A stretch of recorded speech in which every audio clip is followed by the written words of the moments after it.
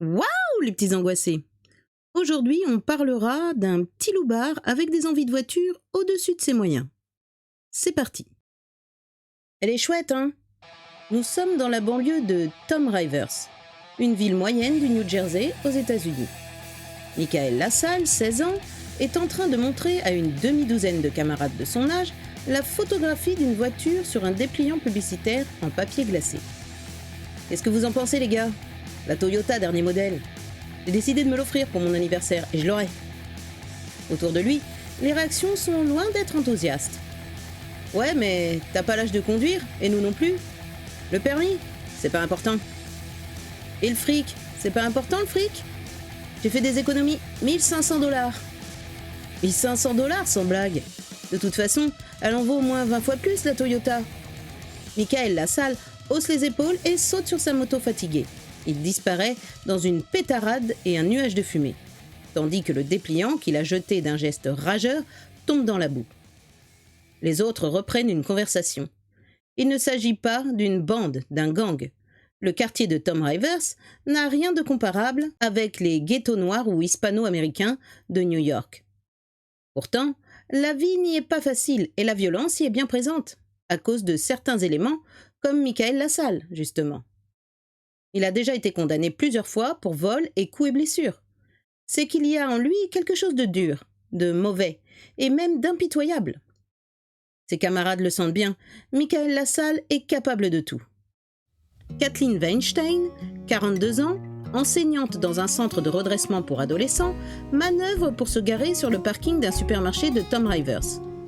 Récemment divorcée, vivant seule avec un petit garçon de 6 ans, Kathleen est restée coquette. Elle est coiffée et maquillée avec soin. Elle porte un manteau épais, car il fait froid en ce mois de février 1990. Mais le manteau est de bonne facture. Non, Kathleen Weinstein n'a pas renoncé à plaire. À 42 ans, se serait baissé les bras bien vite. Et c'est dans le même esprit qu'elle s'est récemment acheté une voiture neuve. Bien sûr, elle était un peu chère pour son budget, mais après son divorce, elle avait envie de faire une folie. Et puis, elle est si jolie, elle lui plaît tant sa Toyota dernier modèle. Kathleen a terminé sa manœuvre. Elle coupe le contact. Elle n'a pas entendu le bruit qu'a fait la portière arrière. Une voix éclate dans son dos. Une voix jeune. « Redémarre, on repart !» Elle fait un bond. La voix reprend d'un ton plus dur. « Te retourne pas, remets le contact, vite, je suis armée !» Kathleen Weinstein essaie de garder son sang-froid en obéissant aux ordres. « Quitte le parking lentement. Tu vas sortir de Tom Rivers et prendre la nationale. Pas de blague, hein.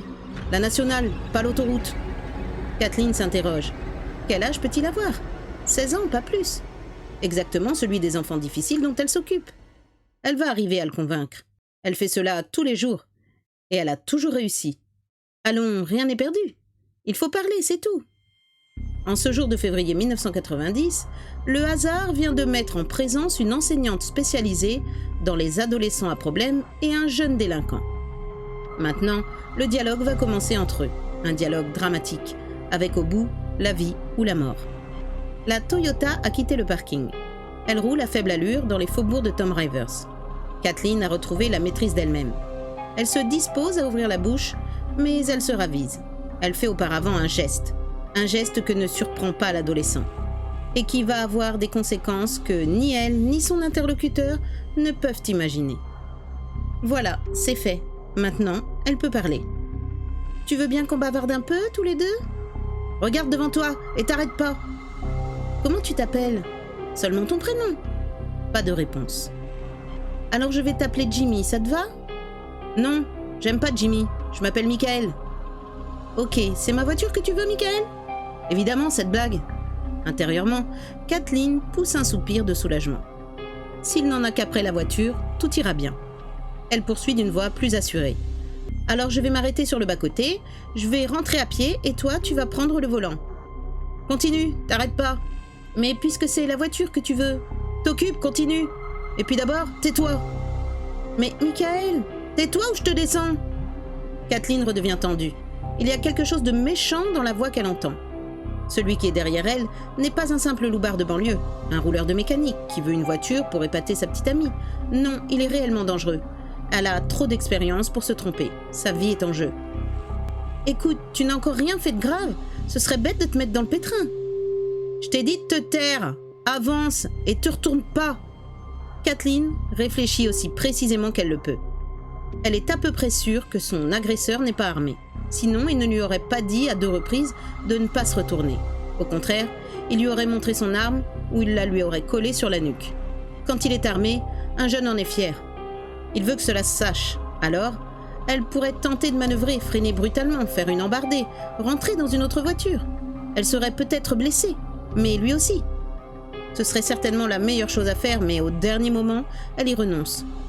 Elle ne se sent pas assez bonne conductrice et puis, il y a autre chose. Elle ne veut pas devoir la vie à ce procédé grossier. Si elle doit s'en sortir, c'est par la parole, par sa force de conviction. Elle l'a dit tant de fois, on doit arriver à dialoguer avec tous les jeunes. C'est une question de pédagogie. Elle s'est même accrochée à ce sujet avec son directeur, qui lui reprochait son idéalisme, son excès de générosité. Mais elle va lui prouver le contraire. Elle doit reprendre le dialogue de la meilleure manière et d'interroger l'adolescent sur ses motivations. « Et pour une petite amie, tu veux la voiture ?» Pas de réponse. « Non ? Tu n'as pas de petite amie ? Alors c'est simplement pour faire un tour. » Pas de réponse. « Je suis sûre que c'est ça. Tu habites dans la banlieue, là-bas. Tu t'ennuies et tu as envie d'aller ailleurs, peut-être à la mer. » Sur la banquette arrière, c'est toujours le silence. Kathleen sue à grosses gouttes. Si elle parvenait à établir le contact, elle est certaine qu'il ne lui ferait pas de mal, ou au moins qu'il ne la tuerait pas. Mais voilà, elle n'y arrive pas. Enfin, ce n'est pas possible. Elle a toujours réussi, même avec les plus durs. « Tourne là !» Là, c'est un chemin de terre au milieu de la forêt, très dense, qui a succédé au faubourg de Tom Rivers. Kathleen sait qu'elle ne doit pas obéir. Une fois qu'elle aura tourné, elle sera à sa merci. Elle doit faire quelque chose, n'importe quoi, jeter la voiture dans un talus, la mettre en travers de la route, la lancer contre un arbre. Mais elle s'exécute. Peut-être parce qu'elle garde malgré tout espoir dans sa force de conviction. Peut-être parce qu'elle est subjuguée comme les proies devant leurs prédateurs. « Michael, je suis sûre que tu n'es pas mauvais. » « Personne n'est mauvais. Il y a un avenir pour chacun d'entre nous. Ne brise pas le tien. » « Ralentis. Je veux que tu t'en sortes, Michael. C'est ma vie de faire que les jeunes s'en sortent.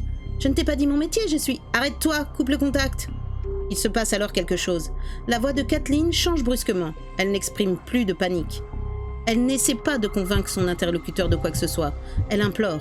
« J'ai un petit garçon de 6 ans. Il m'attend. Laisse-moi partir. Ne bouge pas. Et te retourne pas.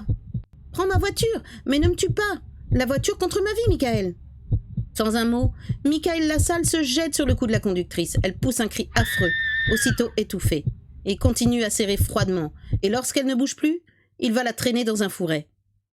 C'est 2 jours plus tard que des promeneurs retrouvent le corps de Kathleen.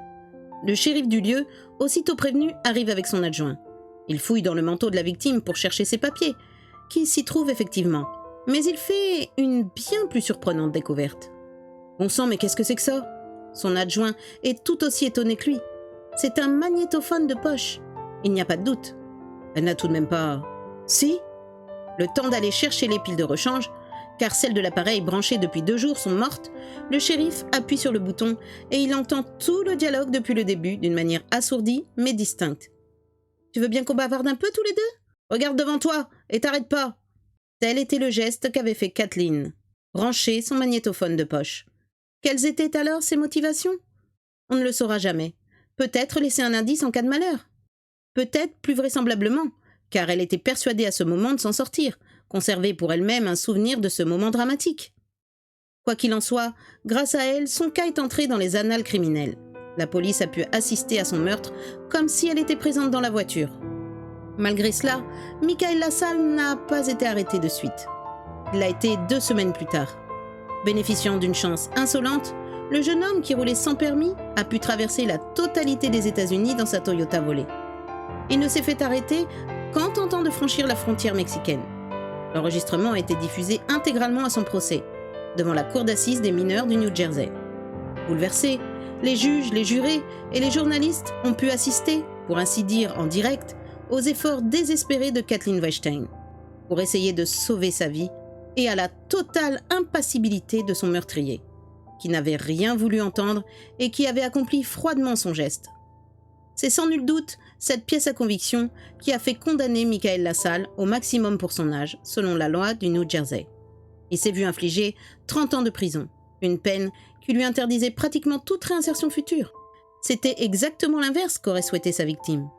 Par-delà la mort, Kathleen, l'éducatrice au grand cœur, avait perdu sa dernière bataille. Voilà, c'est la fin de cette triste histoire. Kathleen aura-t-elle eu le bon geste ? Aurait-elle dû jeter la voiture contre une autre ? De toute manière, cela aurait-il changé son destin ? On ne le saura jamais. À bientôt les petits angoissés.